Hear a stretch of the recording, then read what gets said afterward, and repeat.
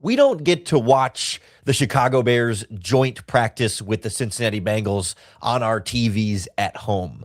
But what happens in that session is going to matter more for this Bears team than what we see in the preseason game on Saturday.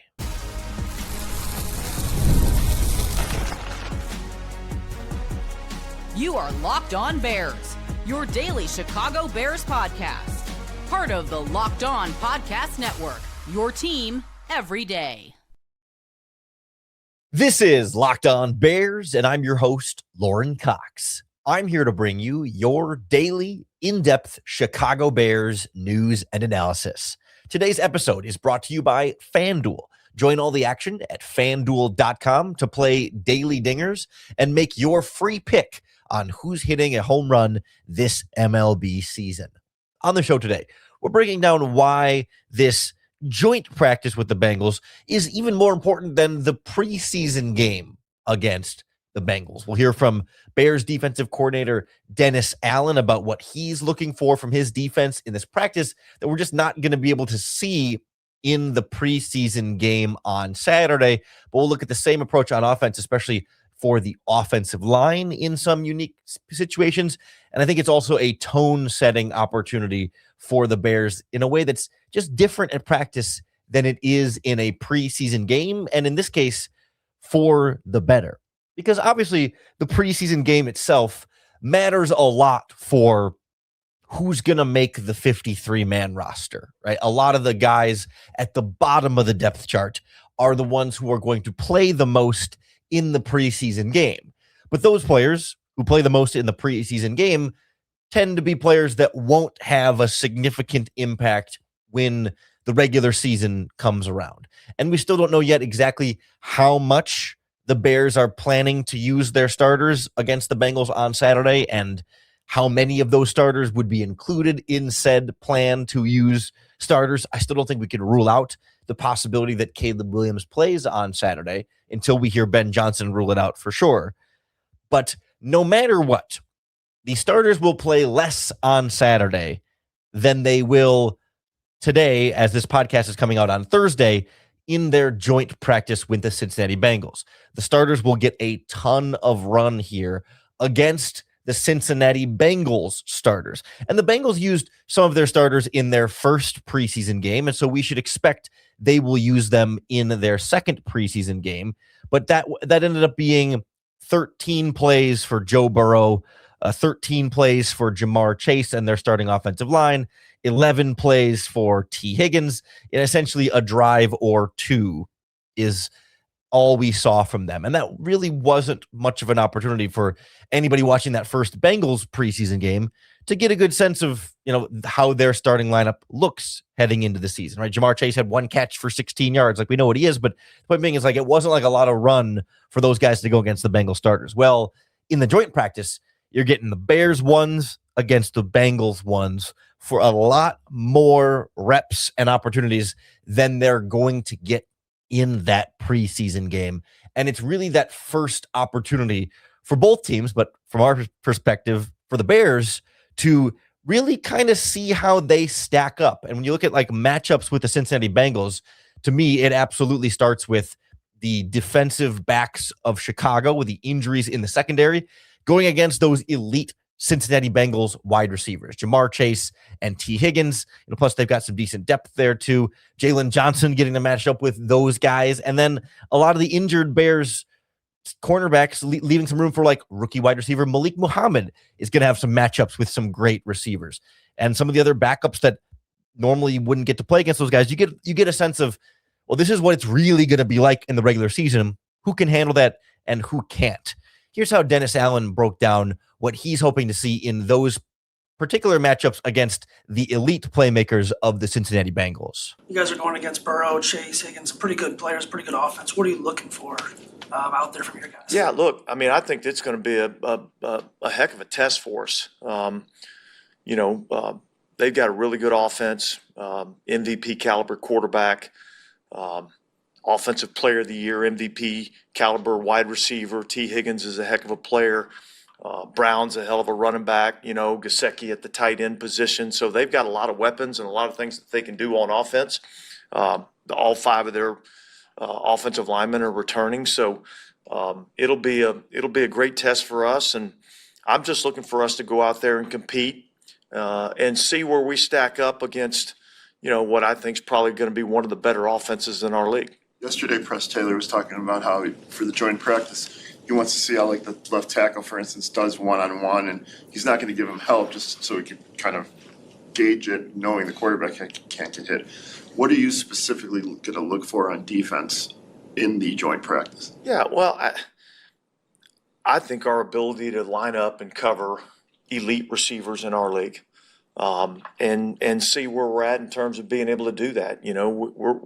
We play some talented receiving cores in our own division, so this will be a great test for us again, like I said, and an opportunity for us to, step up and see where we're at, and gives us a chance to evaluate where we're at as a defense, what we can do well, what we need to, potentially look to as we get into game planning thoughts,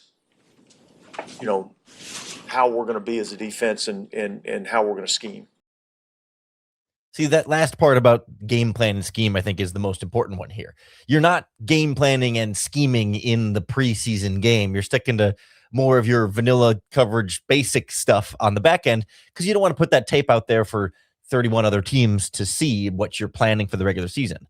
But in the joint practice, the only team that's going to see that is the Cincinnati Bengals, and they are not on your regular season schedule this year. So you can, not that you're game planning for the practice per se, but you can try out and test out more of the things you want to be able to do in the regular season, but against a real opponent and not just your teammates who have been seeing that at practice over and over again. And then from like a one-on-one player perspective, Dennis Allen talked a little bit later about how, they're a scheme that they want to play a little bit more man coverage than a lot of other defenses do comparatively. And what a great opportunity in a setting where there is no risk or there's no outcome, right? You're not worried about losing a preseason game or putting anything on tape. You can then go out there and say, all right, Jalen Johnson one-on-one with Jamar Chase, man coverage. Let's see how it goes. It's been a minute since we've seen Jalen Johnson at the height of his game. So here you go against an NFL Offensive Player of the Year caliber wide receiver. Let's see how it goes. And then everybody else who's getting some opportunities at cornerback. You can put Malik Muhammad one-on-one man coverage with T. Higgins and see how well does your 4th round pick stack up with a Pro Bowl caliber 1,000-yard receiver on the other team. Yes, he's covered Luther Burden and Rome Odunze at Bears practices a little bit, but again, those are the teammates that have been seeing each other for weeks and weeks and weeks now. It's a little different when you're going against a new opponent who you don't know his skill set and don't know what he can do, and it just gives the Bears a really good measuring stick of, maybe some of these corners are really rip-roaring, good to go, sticky in man coverage, and you can really see that ability to trust them here. Or maybe you look at it and, you got backups like Beanie Bishop and Dante Manning and Josh Blackwell getting torched by Bengals wide receivers. And you don't want to see that, but you would rather see it at a practice where it literally doesn't matter compared to even a preseason game where, the score doesn't matter, but still there's something to be said about, you're still playing to win in those situations, but there's not really a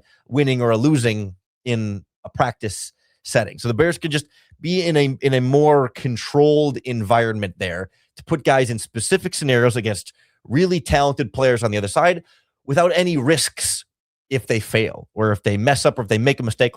It's still a great learning opportunity, but you're not putting anything, on tape or losing a game. It's just a practice, but a really, really valuable practice against an opponent that you don't like, that maybe you can hit a little bit, and an opponent that's really, really good, particularly at the wide receiver position. So I think it's going to be a really valuable opportunity for the Bears that matters more to the team than the preseason game that will matter for shaping out the bottom of the roster, but not as much the top of the roster. This same dynamic is true in the trenches, where it's, again, even more valuable in the controlled setting of a practice than it is in a game. So we'll hear from Montez Sweat about what he's looking for and how he's seeing, even on the other side, his opposing offensive line also maybe in need of some one-on-one reps against some Bengals pass rushers, just to mix some things up here. We'll talk about Sweat's progress, Darnell Wright's progress, and how that all applies to this joint practice with the Bengals next on Locked On Bears.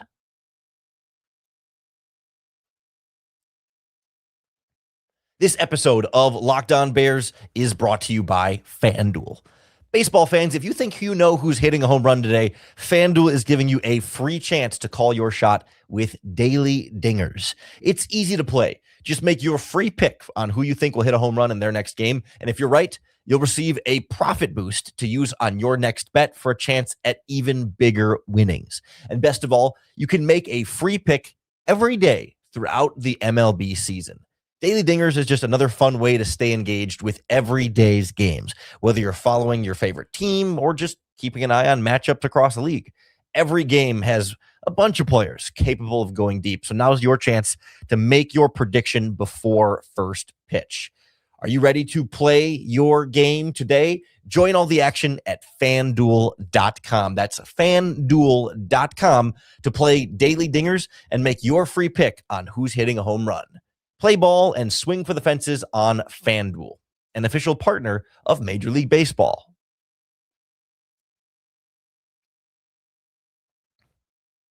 The biggest test for the Bears at this joint practice will be those great Bengals wide receivers and Joe Burrow distributing the ball against them. But it's also going to be a valuable test for both the Bears' offensive and defensive lines in this type of situation, compared even to what they would see in a preseason game on Saturday. Like, again, it's all the same reasons of, well, you're not going to see the Bengals starting offensive line for more than a dozen snaps or so in that game. So it's not that many reps for starters versus starters. Yeah, we kind of just laid that out when it came to everybody else in the previous segment that we were talking about there. But in particular, on the offensive line versus the defensive line, the controlled setting of the joint practices allows those guys to be tested a bit more directly than you would see in a preseason game, because the objectives are slightly different. Again, part of it is, well, maybe you don't want to put any protections tendencies on tape as far as when you're going to slide your offensive line or leave tight ends in to help and all that stuff. But also, like, in a preseason game, the goal is to obviously win and score as many points as possible. And sometimes the objective to win and score as many points as possible is not necessarily putting your offensive linemen in position to be tested, right? Usually in a game, you want to make the job as easy as possible for your offensive line so that they can protect the quarterback as best as possible and free up space in the running game as best as possible. But in a joint practice, there's no keeping score, right? Obviously, you're trying to score touchdowns on every play, sure, but like, there's no game flow objective of winning practice in terms of points. And also, maybe most importantly, in practice, you cannot hit the quarterback, right? The quarterbacks wear red jerseys to signify this is a no contact position, that if you're the pass rusher, even if you whoop your opposing offensive lineman right off the snap, you cannot touch that opposing quarterback because you're trying to leave them uninjured, right? And so you can then put your offensive linemen in tough spots, knowing that, hey, if they lose, your quarterback's not going to get blasted. Your quarterback's going to be fine either way. So you're not leaving that tight end in to help your offensive tackle. We heard offensive coordinator Press Taylor talk about this a little bit on yesterday's podcast. So go back and listen to that if you haven't already, as they're trying to work through the left tackle competition. And yeah, instead of giving Braxton Jones and Theo Bennett and Jedrick Wills and Karan Namagaji help with tight ends and linemen sliding and running backs helping out over there, hey, against the Bengals in this joint practice, it's one-on-one against those Bengals pass rushers. And they're going to see how you do. And obviously, they don't want to see you fail. They want you to be successful and win every single one of those reps. But they also know they're in a position to let you fail because there are no extenuating consequences beyond that lineman lost their one-on-one rep.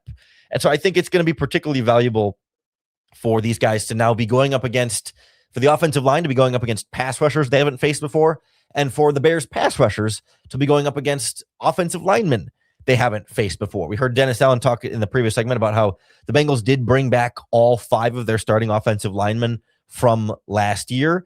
That's a group that has a reputation of, in past seasons, of not being a very good offensive line, but it's definitely improved the last couple of years. I think they're outgrowing that previous reputation was, they can't protect Joe Burrow, and that's why he's getting hurt all the time. They've taken more of an effort to invest in that offensive line group with some draft picks, some free agent signings, et cetera in there, that it is a much better group now than its previous reputation would suffice. I think the Bengals defensive line still has to do some of that reputation rebuilding, but we know they traded for Dexter Lawrence. They signed Jonathan Allen and Boye Mafe in free agency. They've used first-round picks on Shamar Stewart and Miles Murphy. They used a second-round pick this year on Cassius Howell.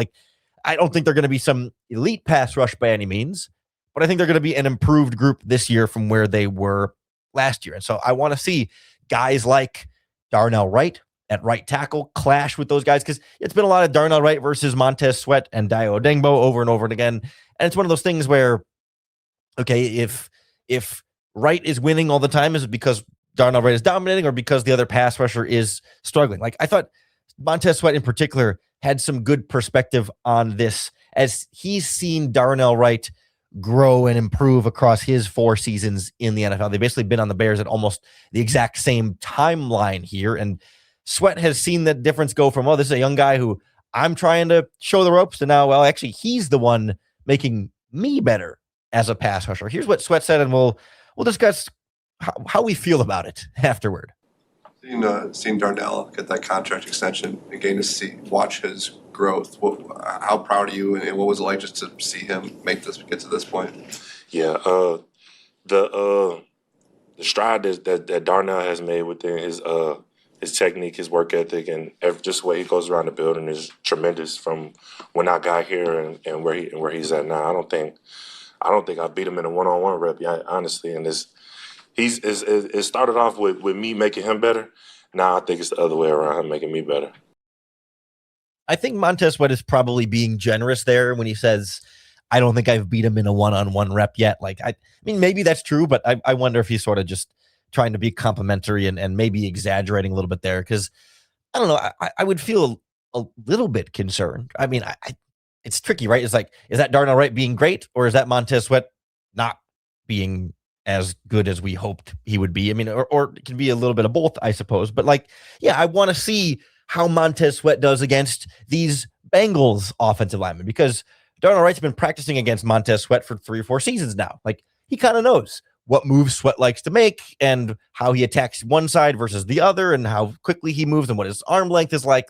There's not that it's a predictability, but you pass rush against a guy and pass block against a guy enough times, you kind of generally know what to expect. But Darnell Wright won't know as much of what to expect from Boye Mafe and Miles Murphy and Shamar Stewart in Cincinnati. And Montez Sweat won't know as much what to expect from their tackles, Orlando Brown and Amarius Mims. And it's just another opportunity to see, okay, now that they're not going against each other, you can kind of get a sense of when they were a weakness at your practice, was it because one side was good or was it because the other side was bad? Well, now you really get to see which is which. And maybe you're good on both sides, and it just turns out, one side was just better than the other for the Bears, but they're both actually good. Or maybe it turns out they were both bad, but somebody had to win those reps, and you see against the Bengals that, you got a lot more work to do. But that's the real value of these joint practices that you're just not getting out of the preseason games, because you're not having as many of those one-on-one situations, because you don't want to expose your quarterback or expose your offense to failure that you are willing to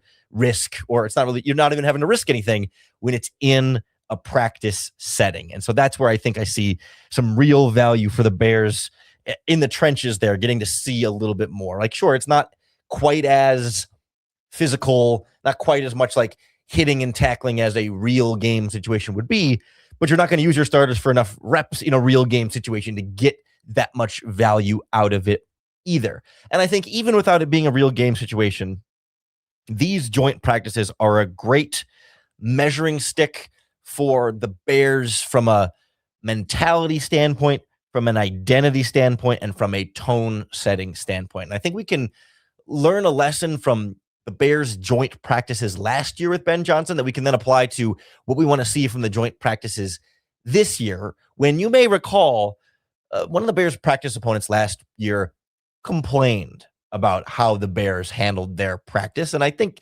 the Bears should have the same goal this year, to get the Bengals to complain too. We'll explore what that might look like next on Locked On Bears.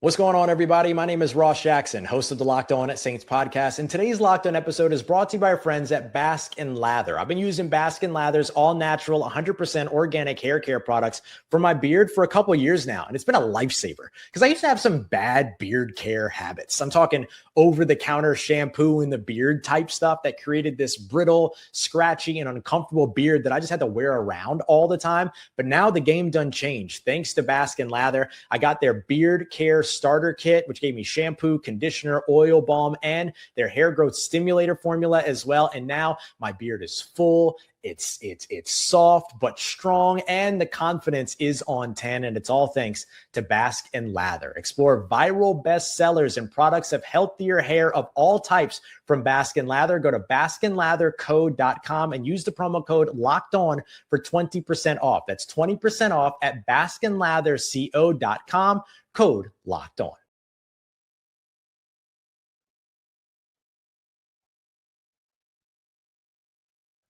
The Bears do things a little differently under Ben Johnson than other coaches do when it comes to practice. And it's something that we have really learned to love and see as endearing. And I think it turned out to be really important for the Chicago Bears last season. And it's a tone that is set at training camp practices. And we hear about, okay, Ben Johnson has really physical practices and is very demanding and intense with his players. But, you know, a lot of coaches claim to be and try to be intense and demanding, right? You're never going to meet the NFL coach who says, oh no, we take it easy on him and we're really soft. Like, right. Every coaching staff preaches toughness and physicality and dedication. And some people talk the talk, and Ben Johnson and his team definitely walks the walk. And I see this joint practice against the Cincinnati Bengals as a really key step towards reestablishing that identity of intensity and physicality by doing it and showing up to an opposing team, right? Like, everyone at Bears practice is physical and intense because they're all getting the same messaging from Ben Johnson and the coaching staff. So like, but when you're just sort of seeing your intensity compared to yourself, you're not really measuring anything. There's nothing to compare to. But when you go and practice with the Cincinnati Bengals, if you're Ben Johnson, you're really trying to instill that, hey, we don't just say we're physical and tough, but we show them that we are tougher and more physical. And we saw this last year when the Bears had joint practices, first with the Miami Dolphins. And you may recall, coming out of that Dolphins practice, there were some complaints from Miami Dolphins players that the Bears were too physical at practice. And so I want to play for you just a really brief clip here from last training camp. Aaron Brewer, the Miami Dolphins center, calling out the Bears for their fake physicality, he called it, at joint practices. And I think getting your opponent to admit this kind of loser mentality should be the goal for the Bears at joint practice, to make the other team whine and complain about you being the tougher, more physical group. So here's how it sounded last year and how I want it to sound this year from the Bengals and maybe even the Titans next week at the second joint practice. What did the physicality of those first two joint practices with Detroit and Chicago teach y'all heading into today? That first joint practice with Chicago, I feel like they were like some BS, you know what I'm saying? Because they was out there tackling and this and that, so it was like fake physicality, you know what I'm saying? Like, if they out there playing tackle football and everybody else was out there playing like 7-on-7 or something, like, it's fake physicality. And you kind of seen that when we went out there and played in a real game.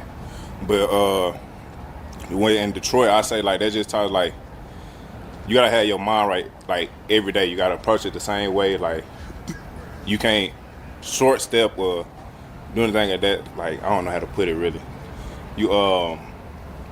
I'd say just come with that same mentality every day, you know what I'm saying? No matter who you're going against, who it is, like come with that same mentality and that same dog in you every day.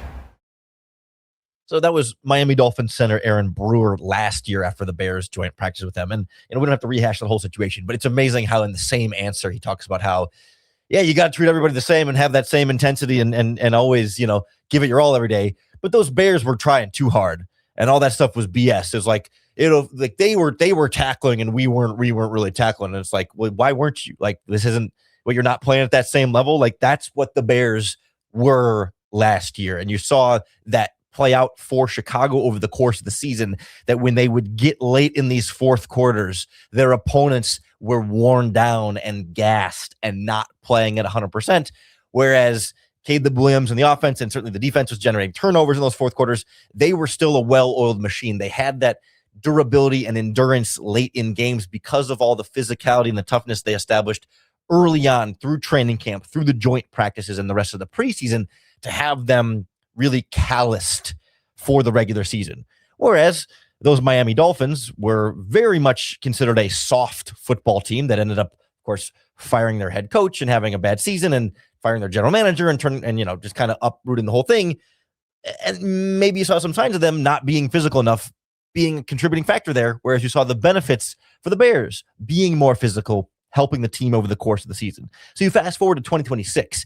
I want to out-physical the Cincinnati Bengals. I want the Cincinnati Bengals to complain after practice that the Bears were on that BS and were being fake physicality. Fake physicality? No, it's just physicality. Fake physicality is what the Dolphins were pretending to do by saying, oh, they were trying too hard.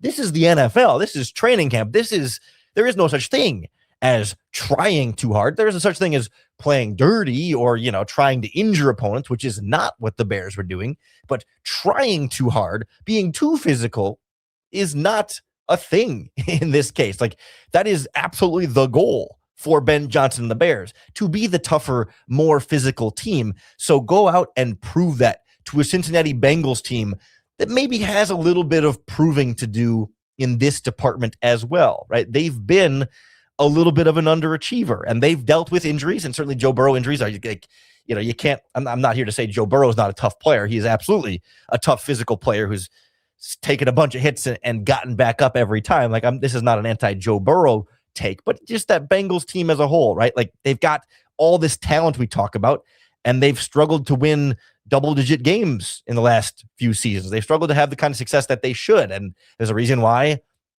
Zach Taylor is often on the hot seat discussions and they changed out coordinators. And this, to me, feels like a team that may be vulnerable to getting punched in the mouth the way the Miami Dolphins did last year during joint practices with the Bears. So I want to see that. I want to feel that. I want to hear that from Bengals players coming out of these practices. They've got tough guys. Jonathan Allen, tough guy on the defensive line. Dexter Lawrence, tough guy on the defensive line. Jamar Chase, T. Higgins, tough guys at wide receiver, or even Orlando Brown on the offensive line, like Amarius Mims. Like, they've got guys. Dalton Risner from the Vikings has been a tough guy. Like, I don't think this Bengals team is a bunch of pushovers. So even better, be more physical than them.